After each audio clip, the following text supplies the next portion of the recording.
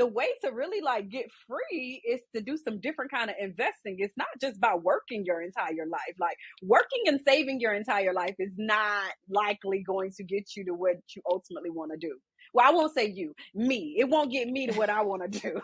It didn't work for me either.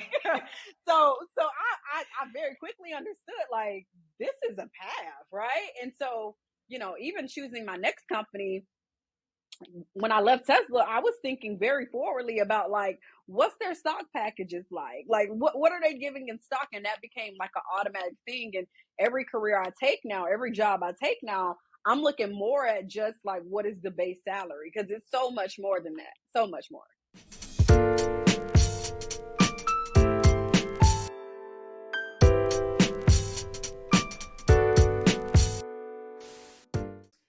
Hello, everybody, and welcome back to another episode of the Smart Career and Money Moves podcast. Today, we have Miss Crystal Spates. Hello. I was quick recap on how I know Miss Crystal is that I was so used to being the only Black woman in manufacturing. And one day, Crystal and I crossed paths on the production line of Tesla. And there was instant connection. I am so lucky to know this woman, y'all. Let me tell you a few highlights about Miss Crystal. She is a leader in operations and process improvement. She's been doing that for the last 12 years. She became a millionaire by the age of 35. Let's get into it. And what I'm really impressed with is that she is an expert at playing the corporate game. She's received numerous promotions within a single calendar year, and she's just the bomb. So welcome to the show, Miss Crystal. Oh, thank you so much for having me. I'm honored to be here. Great. As you can see, we have so much to unpack. Those are just, that's just the tip of the iceberg for Crystal's story. I want to start with one question. Finish the sentence. My smartest career and money move thus far has been joining a company that gave me ample amount of stock. I love that. So I like for people to hear, what the highlight has been for you. And then we're going to go back into the journey, right? We're going to start at the beginning because how we want to talk about, where you started, how you got your start, and then how you moved through to getting that stock and how you ended up accomplishing all of those amazing things that you accomplished that we just spoke on. So let's get started at the beginning of your corporate career. So I did a little bit of research. And so you studied industrial and systems engineering. I did. And so that's right. You could have taken that in a million different directions. How did you pick the lane of manufacturing? Oh man, this is organically what ended up happening was I was more so focused on location post job. So like post college, I was really interested in where I wanted to be, and that place was Atlanta. And so I went to a bunch of career fairs that they had on campus, and I ended up getting a few different offers. One was actually with Amazon. Speaking of stock, Kate, I didn't take that one. But it was all the way out in Arizona. And then another offer I had, it was somewhere in like Maryland. And I was like, I'm not moving there. And then there was another one with Pepsi, the offer from them that I ended up taking that was in Atlanta, Georgia, because it fit the qualifications of location. Okay. So you settled on Atlanta, which was the Pepsi was in Atlanta. Correct. And so this is your first introduction into manufacturing. Walk me through that and then kind of how you matriculated, because you didn't stop at Pepsi, right? You didn't even stay there that long, did you? Nope, I didn't stay that long. So I walking into manufacturing was crazy. I mean, it was the plant that I was in. First of all, it was old, and the people that were there, they had been there for years and years and years. I didn't know anything about manufacturing at all. Like that was nowhere in my wheelhouse, so it was just totally new to me. I joined as part of this operations management trainee program, which was really, really great. I felt like It gave me a little bit of insight into all of the different aspects of manufacturing. And so I did a little bit of time in warehouse, I did a little bit of time in quality, I did a little bit of time in production, all of these different segments I was able to kind of like nibble and dabble into. And then I just stuck with production because I really just liked the fast pacedness of it. So ended up becoming Mm. like an actual production supervisor post management trainee program, ending still with Pepsi. But I think walking into it, it was just like a whole different world in terms of how things are even created from concept to actualization, right? So it was different. It was new. It was fresh. It was something that I had never ever prepared myself for. But I just like got in there and was like, let me just learn everything I can learn from all the people around me. And that's really what my approach was in like joining this new thing that I had never been a part of a day in my life. Awesome. So what led to your next move? How long were you there? I was probably with Pepsi for probably about a year and a half. What ended up happening was I got married during that time frame. No longer married now, but during that time frame, I got married and I ended up relocating with my husband to a different location. So we lived in the middle of nowhere. We moved to Shreveport, Louisiana, and then I ended up finding a role with Campbell's Soup. It was another manufacturing. I understood that now, and I also understood food and beverage at this point since I had been with Pepsi, Mm. and so it was an easy transition, right? So it was still manufacturing, it was still food and beverage. I knew the industry, I knew the work, so it was kind of like easy to kind of just move into that. And so I joined Campbell Soup. I worked out of a little town called Paris, Texas, and that was that. I became a production supervisor there. So was it the same role? Was it production supervisor to production supervisor? It was, yep, Okay. exact same role.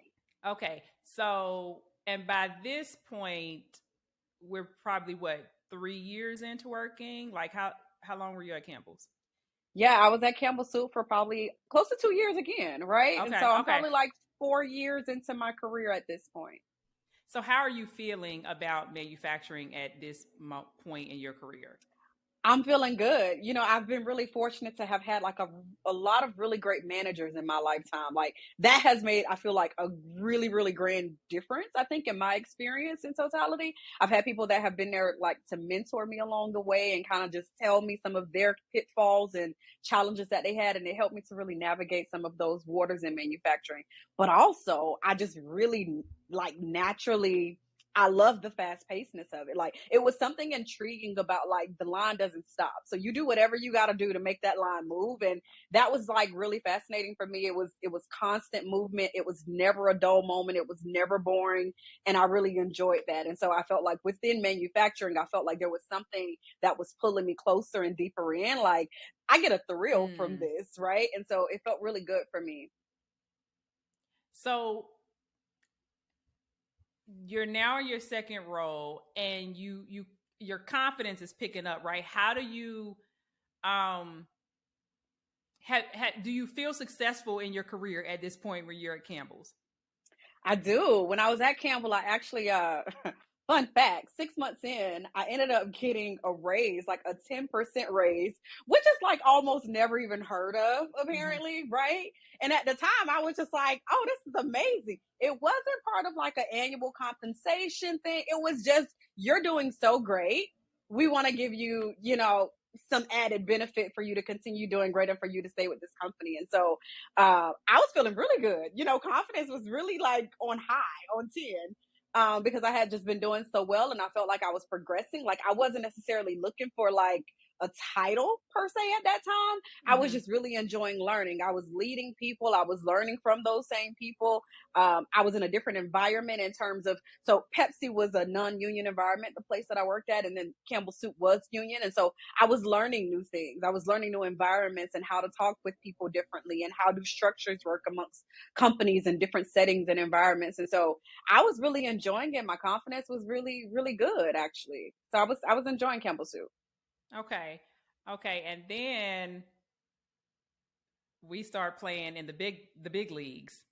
We move to California. Yeah. Um and then we meet at Tesla. Talk to me about, your journey at Tesla and all the things you kind of went through, because that's where you made some of those pivotal moves in your career. Yeah. I want to say this though, like, so it was pivotal, but it was pivotal for like a reason in terms of like, how did I go from Campbell's soup to Tesla, right? Okay. During that time frame, I actually I got pregnant, and so I ended up being a stay at home mom, and I did some life decisions within that, right? To say like, okay, I really want to focus on this avenue of my life at this point, and try to figure things out, and what do I really want? And so I stayed at home with my daughter for probably about a year and a half, and then I said, you know what, it's time for me to get back. I want to go back to work. I really enjoy working, actually. I enjoy leading people. I enjoy the fast pacedness, like I just said. But this time I was like, I want to do something different. Like, I feel like I have skills that could definitely cross over into different markets. And I was like, just because I do manufacturing and food and beverage doesn't mean that I can't go into another industry. And so I was thinking about airline. I was thinking about boating. I was thinking about automotive. In walks Tesla, obviously. So I ended up randomly applying online. I applied for a job. I ended up getting a call back. I went through a few different interviews, and lo and behold, I accepted. And then I was moving to California. Okay. And so you got there. What, let's talk, let's, get into that experience because how long were you there? Oh, at Tesla, I was with Tesla for probably about 4.5 years. 4.5 years. Okay. So let's go with the peaks first. What was the height? What was the height of that? And then we want to get into some of the valleys too, because, what we're doing with the podcast, what I'm hoping to, help people see is that there's so many different peaks and valleys to people's journey, right? You don't just become a millionaire before the age of 35 and like you haven't faced any adversity or, Yeah. anything, hasn't kind of knocked you off. So talk to me about like what was the height there? Like how did you get these multiple promotions in a single year? Yeah, I mean, definitely want to talk about some peaks within that. You Okay. just mentioned it. I ended up getting like 2 to 3 promotions within like 1.5 years, and that was like fantastic for me. I think also within that, it wasn't even so much of the promotions, but it was like doing something that had never been done before. It was being part of a company that was doing something that was so different, and Mm-hmm. everybody thought that we were going to fail. And I was part of this Model 3 launch team at the time too, and in that time frame it was all in the news about we were going through production hell, and all of these other things were happening around us. But, for me, it felt like we're actually accomplishing something really, really great. And I can remember we had an entire celebration about the first time that we did like 5,000 cars in a week. And for me, that was like a really, really high point because I had been there since the very beginning of like no cars running through that line. So now we Mm-hmm. got 5,000 in a week. And it just felt really monumental for me. So that was your peak, right? It sounds like you enjoyed working, but now there was a sense of fulfillment coming in because it was, working for a purpose. And I had a similar, scenario there is that was probably the first time I actually felt like I was working with a purpose. That Yeah, like for the sure. company mission was, worth that. So let's talk about what does it take to get promoted 3 times in a year and a half? I mean, you got to put in the work. like just honestly, you really do have to put in the work. And by putting in the work, something that I had to really learn, and this was really probably one of my pits, right? In my time at Tesla is really understanding like putting in the work does not mean necessarily working 20 hours a day. Putting in the work means like strategically doing things that make an impact. And so I had to learn like just because you're here all the time, that doesn't mean that you're being impactful. Like you have to focus on bottom line. How are you helping performance numbers? At the end of the day, that's what you're paid to do. And so I think me focusing on how do I really make a difference? That is what got me promotions. And so people, you may ask like, what does that mean though? Like, how do you make a difference? So I got really clear on like, what are we trying to do by the end of this year?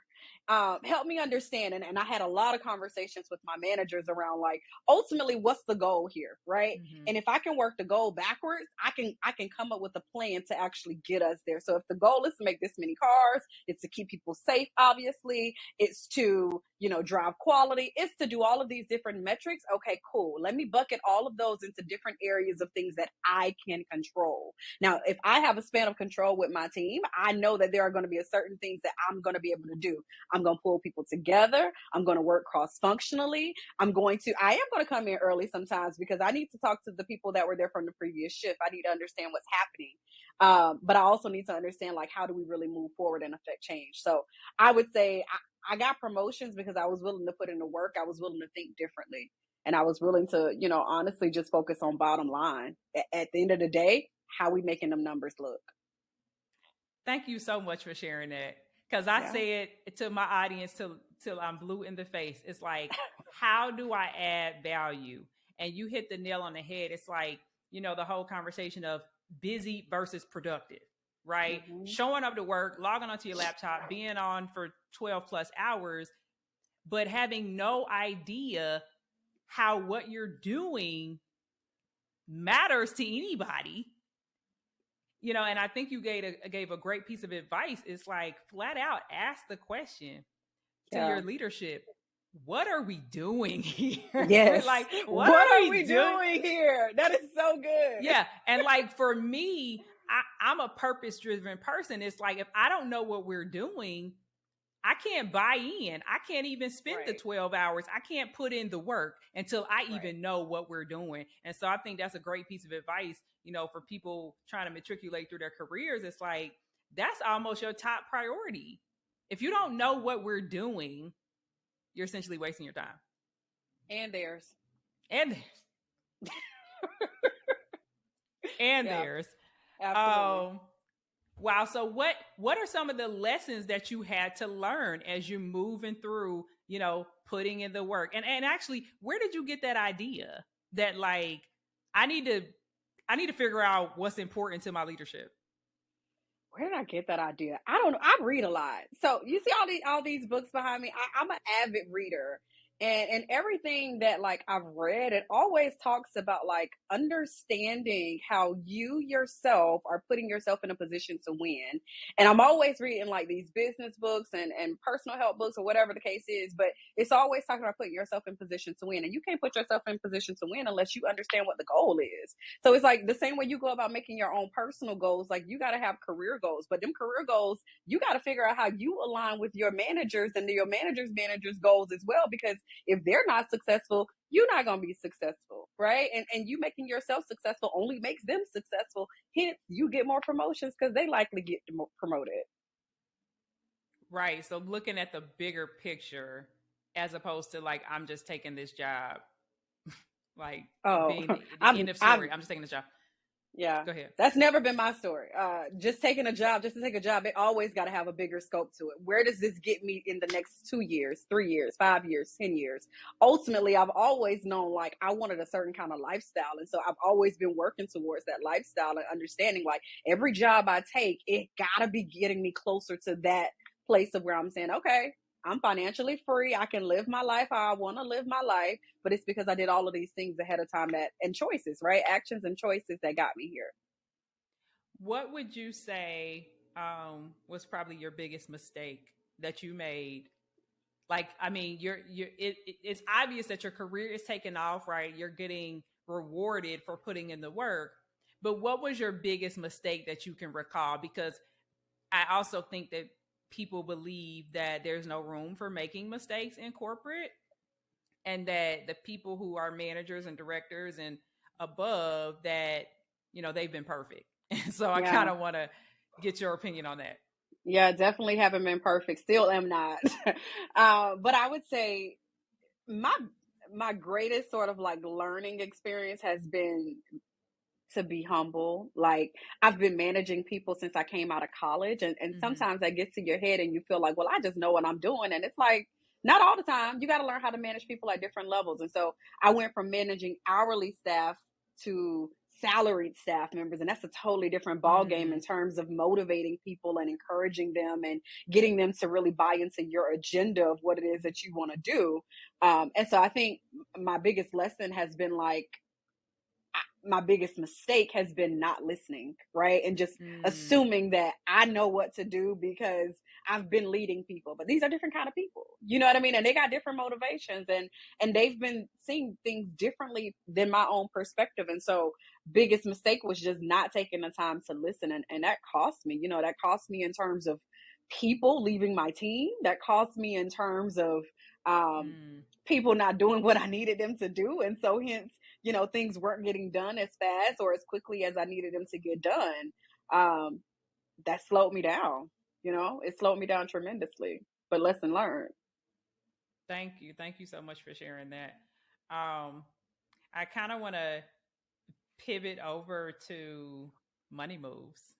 Mm, we love money. So, what, um, if you don't mind me asking, and you can just give me like a range, what was the change in salary from your Pepsi to now, at the height of your career at Tesla? Like, just not the salary itself, but was it $20,000, 50, 100? And in what Uh-huh. amount of time did you see this salary change?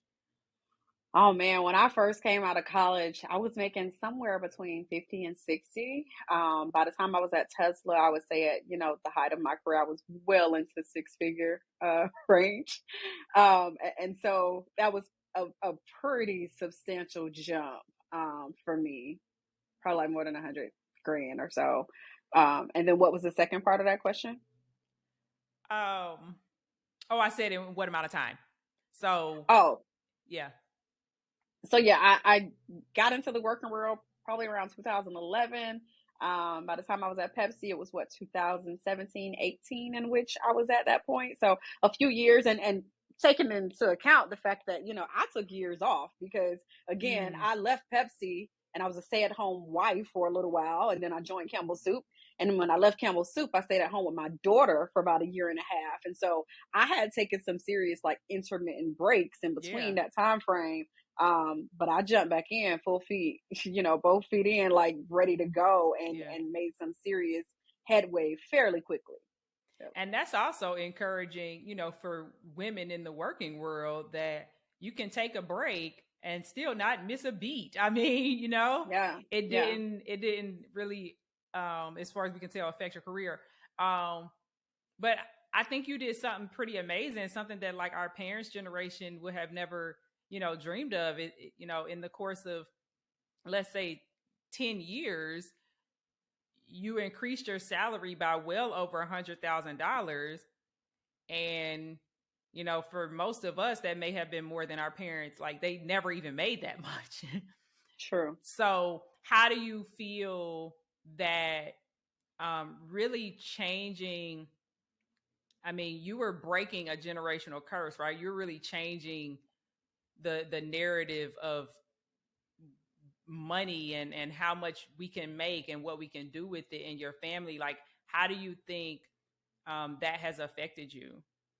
Oh, I mean, in a great way. I feel like, especially when I became a mom of a daughter, that really like took things up another level for me because I was determined that she was going to come out of high school with substantially set. You know what I mean? Like I was Uh-huh. determined to make sure like she didn't have to worry about if she wanted to start a business, how, right? If she wanted to go to college, how? Like for one, she need to study, she need to get an education, she needs to, get scholarships and all that other good stuff. But when it really came down to it, I wanted her to know like your mom has worked her behind off to make Mm-hmm. sure that you are okay in life. And it feels incredible for me to be able to say like I did that. I'm in my 30s, and I've already kind of like have started building monumental blocks for my child to have a different life, which means that her children will have a different life and their children will have a different life, all because of some choices and actions that I made. And that feels incredible. I love that. And I know your daughter is going to be one day listen to this episode and hear about all the, hear her mom's story. She's going to be blown away. Yeah. Um, so at you reached a pinnacle of your what seemed like a pinnacle of your career at Tesla, and then Hmm. something changed. What changed with Crystal that she wanted to not be in the heart of manufacturing anymore? Yeah, I think, we go through these cycles of life where it's like, what am I doing here? Like, what, and we go back to impact, right? Like, what is it? I too, Jerry, I'm that person that like, I need to feel some sort of like purpose attached to what it is that I'm doing. And that was important to me. And so, with my daughter getting older as well, I was saying to myself, production, it is some gruesome hours with production. Like, there are people working shifts, right? And so that means like you are there before the shift start, after the shift end, and it's just gruesome hours. It's a very, very tough career, right? One that many people do for years and years and years. But for me, I said, you know what? I need to spend more time with my daughter, and that was more important to me at the time. And so I said, you know what? But I still like manufacturing a little bit, right? I still like to be in that realm, but I want to take a different approach. I want to use some skills that I've already been using just on the sideline, but now I want to make it like my permanent career move. So what did you end up doing? I became a continuous improvement manager. And what was that pivot like? That one was difficult because, all of my experience had been in production. And so what that means is like all I was known as was an operations leader. Like there was nothing else that people kind of like knew of me or that I even knew of myself, if I'm being honest, right? Like I Mm-hmm. had to dig deep to say, like, okay, what are the skills that can transfer over that makes this make sense, right? And that was really important. My good friend Jerry helped me to understand some of those things at the same time, but it's a real thing where you're like, I've been doing all of these things. I just didn't have the title that went along with it. And so that transition of really helping employers and future hiring managers understand like I literally have done these things already just in a different capacity and I can still do it in this capacity as well. So it was tough at first, I feel like, to really kind of figure out how to convey that message, but once I did, Mm-hmm. it was like off to the races. I mean, the messaging is the most important thing. And that's what I really Absolutely. try to, hone in on and get my clients to, really nail down because usually it's a confidence factor. Like you said, I've been doing these things, but because I don't have the title, can I say that I've been doing that? Maybe I'm afraid to, like, I don't know how to say it. Like, what Right. were some things that helped you overcome that feeling that like, how Yeah, do I I think articulate? right. I think it was more so for me just saying like I got the track record to back it up. At the end of the day, like when I talk about like numbers, like I can tell you how I increased production by 5%. I can tell you how I eliminated costs. I can tell you how I did all of these different value stream, work streams, things that made sense for the organization. I got the track record to back it up. And so me telling you that these skills correlate, you can see it directly in the work that I've done. So it was kind of, once I got into that mind frame of being like, you know what you've done, like you got a track record to back it up, then it's like, okay, well, this is easy. Like I can just tell Mm. you, like, and I can speak very fluently to it because I know that it's real. It's not fluff. It's not something that I found on Google. It's something that I know inherently I've been doing, and so I can speak very confidently to it. Yeah, so it's almost like the building blocks, right? The first block is what are we doing here?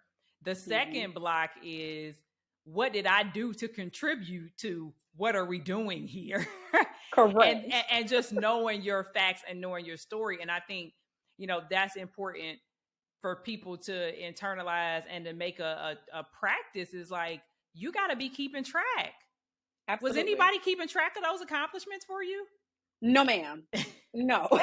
Like if you don't keep track, nobody else will. Like no one cares more about your career than you do. Like ever, right? Because they're constantly looking at their own career. So I mean, I would always have like notebook, pen, whether it's my laptop, there is something that I am taking notes in constantly to talk about things that I have done. Mm. right? Whether it's this week or this month or this quarter, I always got a running list. Always. And so, what would you say to somebody who's struggling? They trying to make a career pivot. They're in a career that realize something's not right. I need to go do something else, but they're struggling to make that pivot. What advice do you have for them? How do You they know get what? past that? I think you need to first look at all the things that you've done. Like be real with yourself and be really honest about the things that you've really already accomplished and say like, what am I good at? Because you've been making some progress along the way. It may not be 5 promotions, but I guarantee you've been doing something. So look at the things that you've been doing and how you did them. How are you good at those things? And then focus on how you can then pivot that to say the exact same thing in the next career choice. Like use your skills to your advantage. They're yours. Like they're your skills. You built them. You've been working on them. You've been harvesting them. Now you gotta go and actually apply them, right? Like help people to see what you see. I love that. I mean, it, are we making it sound too easy though? I mean, nothing is easy. Nothing worth having is easy, right? It is work. Like you have to put in the work. You have to. I mean, and this starts like at the very beginning of your career. But pick up any time that you would like, right? Anytime that you would like, go ahead and look at the things that you've done over the past year. If that's nothing, then we got bigger problems, and you need to figure out what it is Mm. that you've been doing for the past year, right? Because if you're not making progress, then it's like you're holding yourself back. Like the company isn't holding you back. You're holding yourself back at this point. So it's not easy in terms of just like flip a light switch and you just selling yourself. You got to know your worth. You got to know what you've been doing and you got to be able to articulate it as well. I think most people get stuck in making a decision. Mm, Because it's like, you want to do something different. You're waiting on somebody else to tell you what that is. You're waiting on somebody to tell you at the company what we're doing here and how you can contribute to that. You're waiting on someone to tell you what you're even good at. So, how mm, do people discover? Because I mean, though these are things that you picked up, either through osmosis, a mentor on your own. How do people yeah. discover that? And then, I mean, you can walk us through some things that have helped you kind of get clarity on those. Yeah, I think for me, I've always understood like Calvary wasn't coming. I'm Calvary, and so at the end of the day, like no one is going to pull me along or pull me to where I want to go more than I am. I am my biggest fan. I will always bet on me, always. And knowing that, it's always been this realization of like, well, if you don't do it, you gonna be stuck. Like not them. They gonna have their career and they're gonna do what they want to do. Like your manager, your peers, all of these people around you, that's not your business. Like, stay in your lane and figure out what it is you want to do. And I think what always has helped me is like, if you don't like your situation, change it. Like, you got the power to do that. You don't like it, change it. You don't like where you live, change it. You don't like the company, change that. You don't like something, you have the ability to go and change it. Like, and you don't have to wait on anyone to tell you to do that. You know inherently what to do. You got to trust yourself. um and I think that has like led me a lot in my career in terms of being like, you know what, I'm not feeling this no more. Okay, now what am I not feeling? And then I would sit with myself for days, weeks, months, however long it takes, and say like, what am I not liking? Is it something that I can change right here on the surface, or is it a larger change that I need to make? I don't like how much money I make. I can change that. I can most certainly change that. And so it's constantly saying to yourself, like, you have the power and don't wait on Calvary. No one is going to pull you along. Like, you have to pull Mm. yourself up. Just you. And you can do it. Because what we know for sure is many, many, many, many, many hundreds of thousands of people have already gone before us and done that exact same thing. Yeah. Yeah. I feel like people who are new in their career, um, and a lot of people who are first generation corporate Mm, just don't understand, that point that you just made. It's like there is no Calvary. If you want to succeed in this thing, it's you the only person who gonna make it happen. Not your right, manager, not your right. company, not nobody. Not your uh mentor, not your sponsor, not no. all of you can get all the advice in the world, but until you start making moves, nothing will happen for you.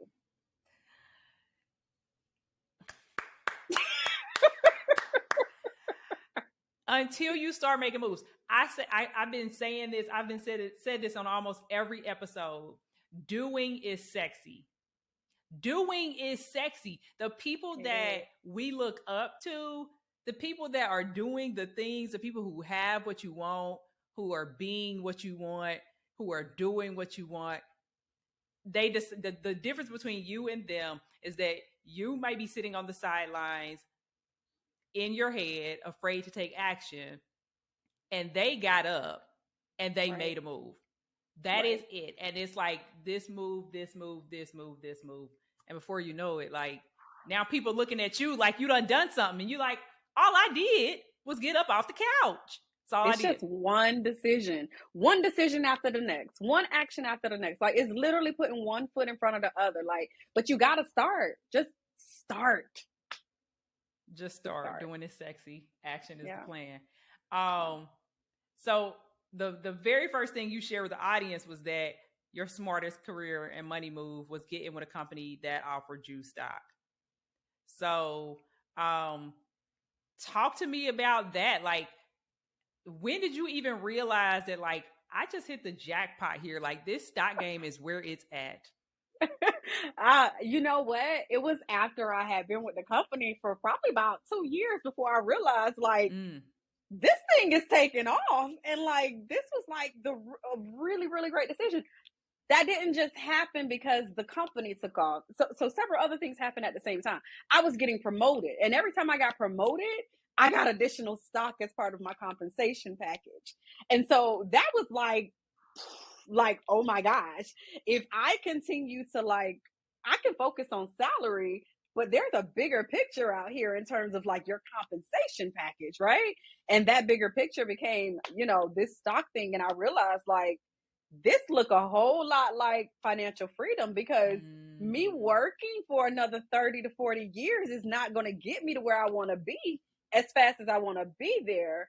I don't like I can't put enough into my 401k to yield the type of like interest and dividends and benefits that I'm getting in this arena. So it kind of like did a light switch in my head. Like the way to really like get free is to do some different kind of investing. It's not just about working your entire life. Like working and saving your entire life is not likely going to get you to what you ultimately want to do.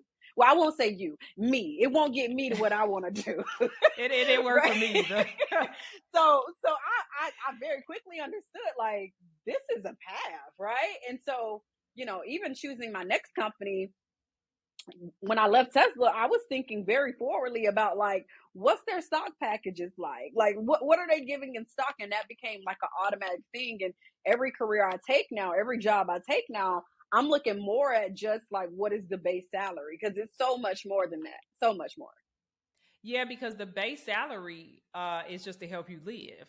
And people Yeah, don't realize, they're trying to get higher and higher salaries, but it's like, unless you have a plan, you're going to go from living like you make $70,000 to living like you make $150,000. And at the end of the year, you're still not going to have anything to show for it. absolutely. Absolutely. And so you're Yep. starting over year after year. So you decided, and you saw very clearly that, like, to actually get ahead, I need some other form of income, Yeah, that's kind of growing in the background, to put me forward. So absolutely. you got the stock, you realize that, like, now you're thinking about freedom. Now you're thinking Hmm. about, what do I do? My career is bomb, but what do I do for freedom and the next phase of my life? And so, where has that taken you? I know that you've expressed interest in some entrepreneurial areas. So, kind of Right. walk us through that. What are you thinking in terms of, being an entrepreneur, and how can you further, your wealth journey?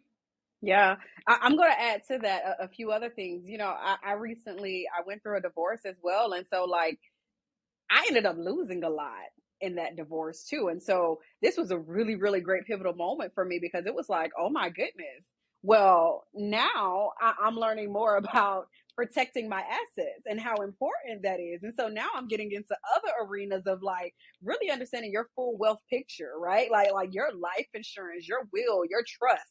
How do all of these things make sense? You know, how do you get things from you to your daughter? Like how does all of that come together? And that really did start me in kind of like this entrepreneurial kind of like lifestyle or thinking, even where it's like, you know what, I'm not going to be dependent upon a company nor man, and I'm going to figure some things out for myself so I can set myself up for the rest of my life. And so I've really been focusing on doing some things in regards to blogging, right? That's like my new passion. I'm blogging about financial freedom, and along with that, my path to financial Mm. freedom, it includes a bunch of different things. It includes how do I get involved in real estate investing? How do I involve myself more into the stock market? How do I come up with all of these retirement plans that are going to really propel me forward? Because again, to your point, my salary day to day, that's just to, you know, I pay my day to day bills with that. Hmm. But when we're thinking about financial freedom, I'm thinking about things much bigger, much more encompassing as it pertains to my wealth journey. What's your freedom number? What would make you Whew, feel like you're free? my freedom number is up there. It's well over 100 million. Oh, wow. Yeah, She talking yeah, big numbers. she is. She is. She is. And that's really a stretch target. I'd say over the next Yeah. 10 years, I'm focused more so in kind of like the 3 million range, right? Hmm. And that's just to say, like, hey, I can work when I want to work. Even if I want to take a consulting job, I can do that for a few months and then I can go back and do what it is that I really want to do. And I got a plan to kind of approach this from different angles. And that's really like what I'm working on these days, I should say. I mean, the plan is solid. The plan is solid. I mean, so you started this blog.